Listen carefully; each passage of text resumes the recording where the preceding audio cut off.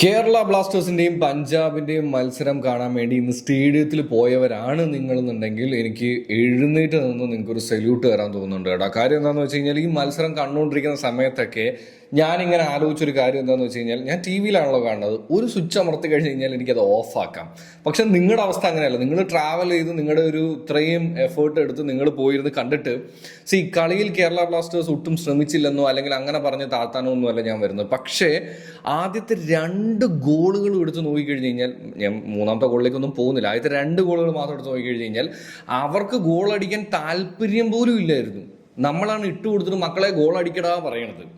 പിന്നെ എനിക്ക് മനസ്സിലാവാത്തൊരു കാര്യം എന്താണെന്ന് വെച്ച് കഴിഞ്ഞ് കഴിഞ്ഞാൽ കേരള ബ്ലാസ്റ്റേഴ്സിന്റെ ചില പ്ലേയേഴ്സിനെ ഫസ്റ്റ് ലെവലിൽ ഇറക്കില്ല, അതിങ്ങനെ എടുത്തു വെക്കും. എന്നിട്ട് ഈ സിറ്റുവേഷൻ മൂഞ്ചിന്ന് മനസ്സിലാവുമ്പോൾ എടുത്ത് ഇറക്കാൻ വേണ്ടി മാത്രമാണോ ഈ വെച്ചേക്കുന്നത്? എനിക്ക് മനസ്സിലാവും എന്തിനാ പിന്നെ അവർ ടീമിലെടുത്ത് വെച്ചേക്കുന്നത്. ഇങ്ങനെ സിറ്റുവേഷൻ വരികയാണെങ്കിൽ ഇറക്കാം എന്ന് വിചാരിക്കാനാണ്.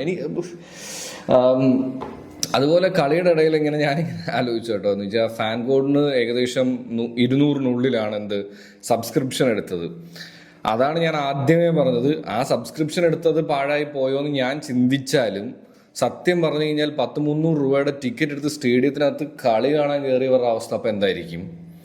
ഞാൻ ടീമിന് മോശം പറയുന്നൊന്നുമല്ല, 3 പോയിന്റ്സുമായിട്ട് വരണമെന്നൊക്കെ വിചാരിച്ചാണ്. പക്ഷേ എന്ത് പറയാനാണ്? ഇത് പറഞ്ഞു കഴിഞ്ഞ് കഴിഞ്ഞാൽ ടീം മാനേജ്മെന്റിനെതിരെയും ടീമിനെതിരെയും ഒക്കെ നമ്മൾ പറയുകയാണെന്ന് വിചാരിക്കും. പക്ഷേ ഒരു കേരള ബ്ലാസ്റ്റേഴ്സ് ഫാനും നിലവിലെ സിറ്റുവേഷനിൽ ആ ടീമിൻ്റെ അവസ്ഥ കണ്ട് വിഷമം തോന്നി പറയണതല്ലാതെ നമ്മുടെ ടീം ഇങ്ങനെ അതല്ലാതെ വേറെ ഒന്നും കൊണ്ട് പറയണതല്ല, നമ്മുടെ വിഷമം കൊണ്ട് പറഞ്ഞു പോകണം. ഇനി എനിക്ക് ഒരുപാട് കാര്യങ്ങൾ പറയണമെന്നൊക്കെ ഉണ്ട്. ഇനി ആ ഒരു അടിച്ച ഗോളുകളുടെ കാര്യവും തിരിച്ചടിച്ച് വരേണ്ടിയിരുന്ന സെക്കൻഡ് ഹാഫ് ആയിരുന്നു എന്നൊക്കെ പറഞ്ഞിട്ടുള്ള വീഡിയോസ് വല്ലതും വന്നാണ്ടല്ലോ. എൻ്റെ പഞ്ചവർണ്ണം മൊണ്ണേ, ഞാൻ ഇതുവരെ എൻ്റെ ഒറ്റ വീഡിയോസിൽ പോലും ഇങ്ങനത്തെ വാക്കുകളൊന്നും ഉപയോഗിക്കരുതെന്ന് വിചാരിച്ചുകൊണ്ടിരുന്ന ഒരാളാണ്. ഇതിലും കൂടിയ സാധനങ്ങളാണ് വരുന്നത്. പക്ഷെ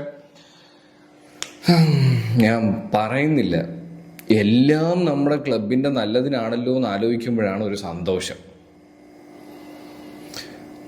നിങ്ങൾക്ക് എന്താണ് ഇന്നത്തെ മത്സരം കണ്ടു കഴിഞ്ഞെന്ന് തോന്നിയെന്നുള്ളത് താഴെ കമൻറ്റ് കയറും.